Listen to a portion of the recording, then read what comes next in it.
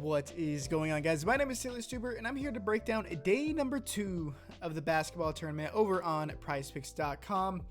Yeah, day number 1 went pretty well. Gave out 5 picks to my members over on Patreon, and 4 of them hit with ease, and the last one missed. It was Thomas to go over 13.5 real points. You know, he missed the mark. He went scoreless in the first half, tried to make a comeback in the second half, but wasn't able to do so. We almost hit that 5 pick, but looking back on it, you know, I do realize that that was probably a mistake of a pick, just because of, you know, the nature of this tournament. You know, the guards are going to be the guys that are really taking over.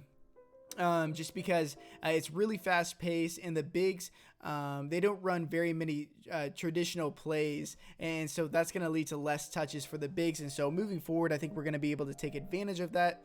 Yeah, and we're going to be able to do that today. So if you guys haven't already, I would be very grateful if you guys could like this video, subscribe if you haven't already, and then comment below with one of your favorite plays on the Prizepicks board.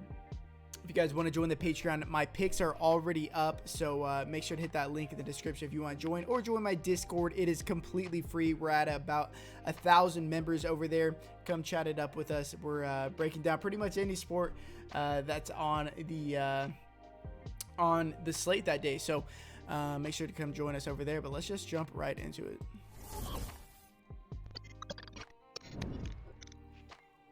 I did want to show something at the beginning of this video because it was pretty funny. The stat people at the basketball tournament are just running rampant and making ridiculous calls, and crediting players for ridiculous stats. So, you know, one of my members in the Patreon didn't get in the over 18.1 for Dusty Hannah's, and so it moved up to 20 because, you know, we were so heavy on the over on it, and he ended up cashing it because they gave Dusty Hannah's the assist for the game-winning shot in the Team Arkansas game.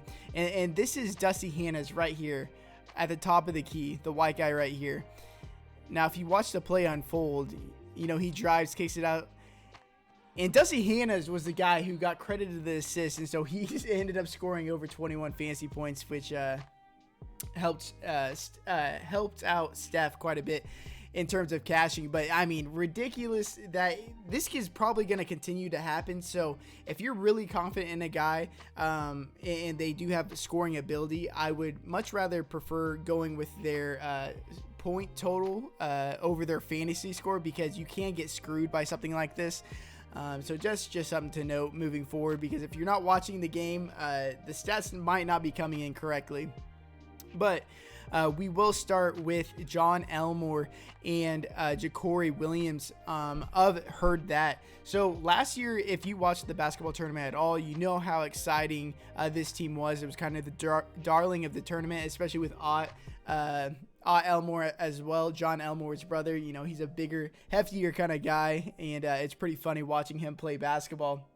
He was going at it with ISO Joe Johnson in the tournament. It was pretty funny to watch, but they are back. But one thing to note is that last year it was John Elmore, Ja'Cory Williams, and Chris Coakley. Those were the 3 guys that did everything on that team, and they were playing big minutes. Now they return this year with 10 players, but Chris Coakley was a late scratch from the team. So now we get Ja'Cory Williams, who wasn't even starting last year for some of the games. He's going to enter that starting lineup with John Elmore.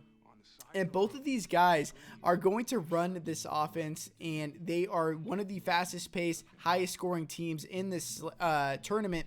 And so I'm going to be going with the over on John Elmore, 30.9 fantasy score. You can go the over on his real points, and I think that is more than fine to do so.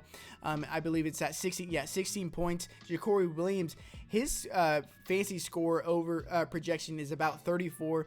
I still think the over is in play in that. You know, last year we saw him score 30 real points in one of the games. And like I said, I think it's going to be John Elmore and Ja'Cory Williams. They lack depth in the front court, and with how fast they run, they do have a 7-footer on that team. I don't think he's going to play all that much, and so that leaves just 2 other bigs to take any minutes away from Ja'Cory Williams. And I think John Elmore and Ja'Cory Williams, much like last year, not only are they going to be doing everything for this team, but they're going to play pretty much every minute that they have out there. So I think these projections are pretty exploitable for both of those guys. We take a look at John Elmore in recent years, after college, because he is continuing to play internationally. When he is given a role where he plays minutes into the 30s, which is probably what we're going to see, he's averaging over 17, 18 real points a game, 3, 4, almost 5 assists a game. Last year, he was, I believe, 1 assist or 1 rebound away from a triple-double. He's really the only guy in this entire tournament that is a triple-double threat whenever he is out there on the court. So his over 30 fantasy points is a big time lock for me. And then I like Ja'Cory Williams as well. And then one last play I wanted to talk about, if you want the rest of my plays, make sure to go to the Patreon, is Antonio Blakeney over 15 real points. This guy, if you played NBA DFS in the past, or if I feel like a true NBA fan probably doesn't know all that much about Antonio Blakeney. It takes a real degenerate DFS player to know who he is. But when the Chicago Bulls were even worse than they are now, he was in that rotation for a couple years, bounced around in the G League. He's still in the G League right now.